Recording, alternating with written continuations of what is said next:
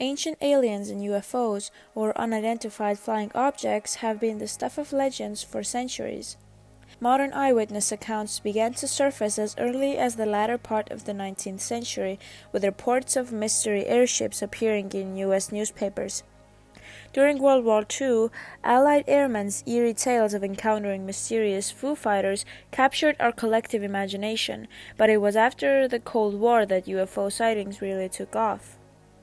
While the U.S. government started monitoring the skies for evidence that the Soviets might be developing secret stealth aircraft, many people believed, and continue to believe, that unexplained flying phenomena were of extraterrestrial origin. Pictures of so-called UFOs were touted as proof that alien visitors had made their way to Earth, but even in the dark ages before Photoshop, it was easy enough to manipulate photographic technology. The following stories tell of possible UFO sightings, with photographs that may or may not prove that real close encounters may be closer than you think. Los Angeles, California, February 25, 1942. At 2:25 p.m., alarm sirens installed in the event of a Japanese air raid sounded as flying objects were spotted in the skies above Los Angeles. A blackout was declared and anxious, terrified citizens followed the instructions to extinguish all lights. At 3:16 p.m., searchlights swept the skies and anti-aircraft guns opened fire on the unidentified flying objects over the Pacific. Witnesses recount the formation of small red or silver-plated objects flying at a very high speed at a high altitude, and they were untouched by the anti-aircraft salvos. The larger craft pictured flew off without sustaining damage as well. McMinnville, Oregon, May 8, 1950.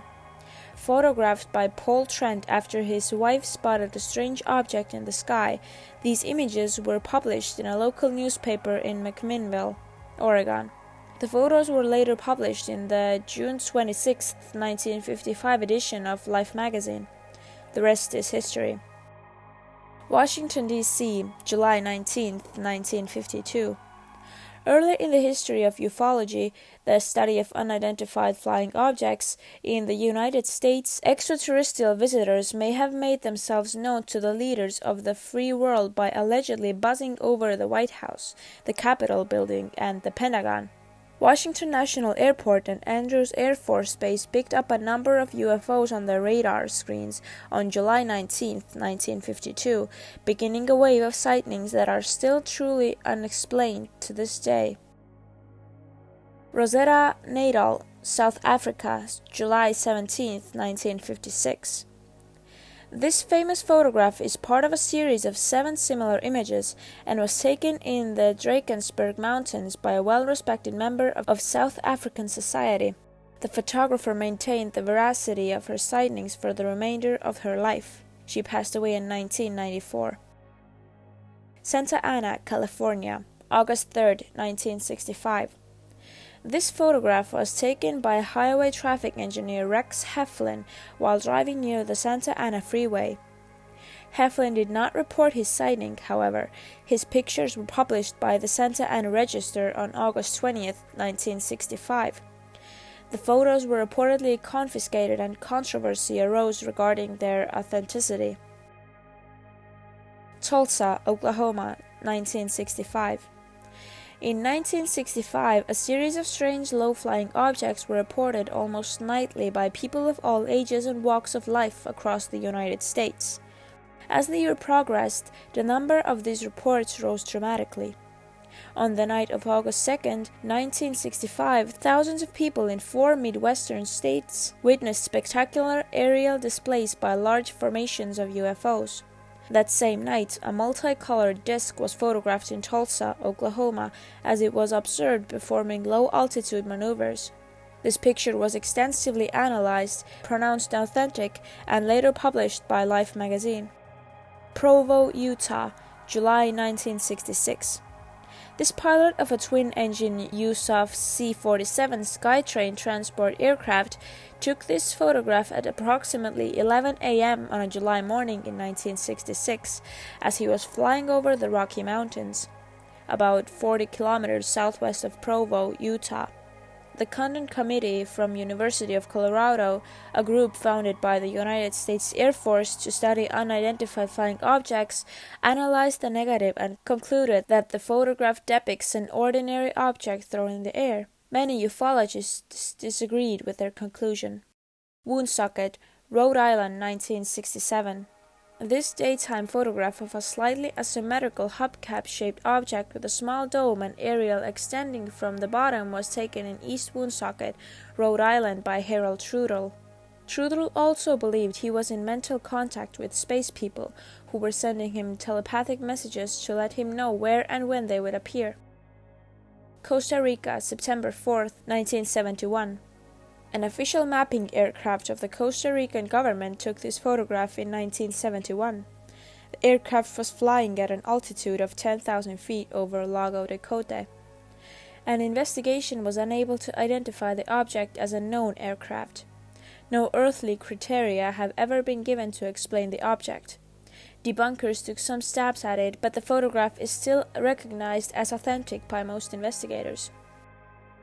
Apollo 16/the Moon, April 16th to 27th, 1967. The UFO is pictured at just right of the top center of the photo.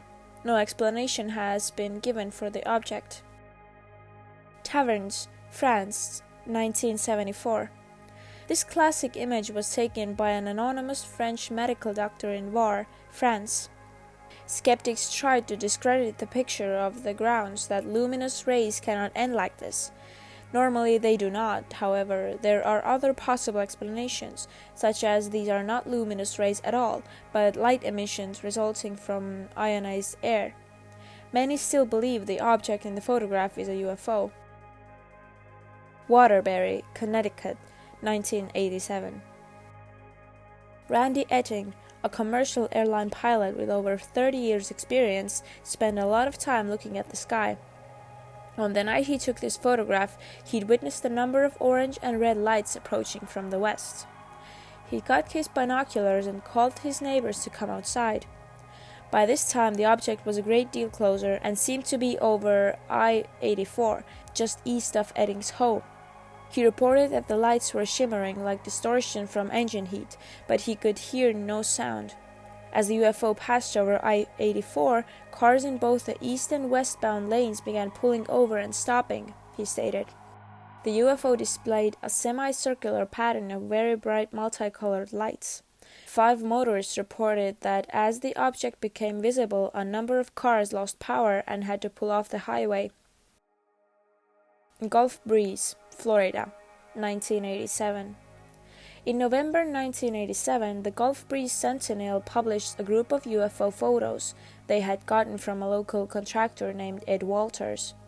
Shortly after Walters' photos hit the local newspaper, more UFO photographers came forward with stories or sightings and more images, both still and moving.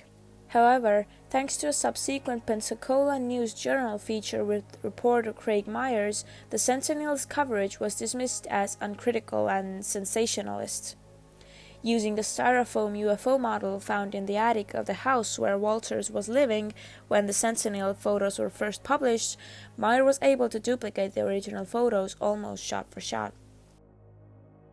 Petit, Rechain, Belgium, 1989. The photographer of this famous Belgian UFO photograph remains anonymous.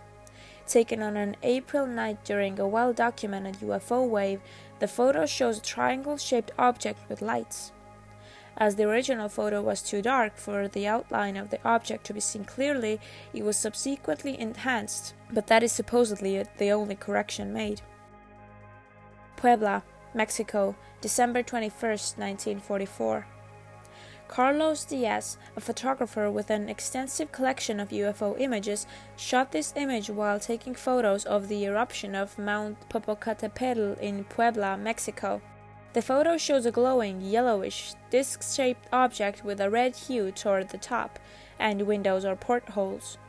It has since been authenticated by many photographic experts and published in numerous magazines, newspapers, and books. Phoenix, Arizona, 1997. This photograph is one of many depicting one of the most publicized UFO events in history. First observed in an hexagram pattern at about 7:30 p.m. over the Superstition Mountains area east of Phoenix, the characteristic 8+1 formation of amber orbs was seen next in two separate arc patterns with trailing lights over the Gila River area about 9:50, and then again at 10 p.m. at the southern edge of Phoenix. Thousands reported seeing these objects, and a handful of witnesses videotaped them on camcorders. Taipei, China, 2004. Lin Qingjiang, a worker in Hualien County of Taipei, saw what he believed to be UFO at about 10 p.m. as he was resting outside his home. Lin was quoted as saying that the object, shaped like a large bamboo hat, flew east and west like 5 times within 10 minutes, during which time he was able to capture this photo on his cell phone. Kaufman, Texas, January 21, 2005. The photographer states, "I was out taking pictures of the chemtrails at 11:35 a.m. I was aiming my camera at a scrawny little cloud. As I was snapping the picture, I noticed a flash in the sky through the viewfinder. When the picture came on the screen, I noticed a gold-colored object at the top of the cloud I had captured too. I looked back where it was, and of course it was gone. I really couldn't tell much of what it might be until I downloaded it to my computer. I zoomed in on it and nearly fell out of my chair. It appears to be a craft of some kind with maybe windows or ports on the right side in the middle. It also appears to be emanating a gas or some type of energy field around it, mainly at the top." Valparaiso, Mexico, 2004. This image was taken by Valparaiso newspaper reporter Manuel Aguirre, who noticed a band of glowing lights in the distance over the city skyline. This photograph has not been debunked and to date is considered legitimate. The unknown object appears to be circular or spherical in shape. Modesto, California, 2005. The unnamed photographer states, "I noticed some kind of aircraft toward my left that appeared from behind a tree in our front yard. I rapidly rotated my camera on its mount and took one picture. There were several brilliant lights that surrounded this craft. It was impossible to make out the shape of the craft because the lights were so brilliant. The lights did not strobe or flash as a normal aircraft array would. Each light glowed with the same intensity and color as a sodium vapor type street lamp." Do you believe in UFOs? Have you seen or even photographed one? Leave your thoughts down in the comments. Thank you for watching. Don't forget to like and subscribe, and I'll see you next time.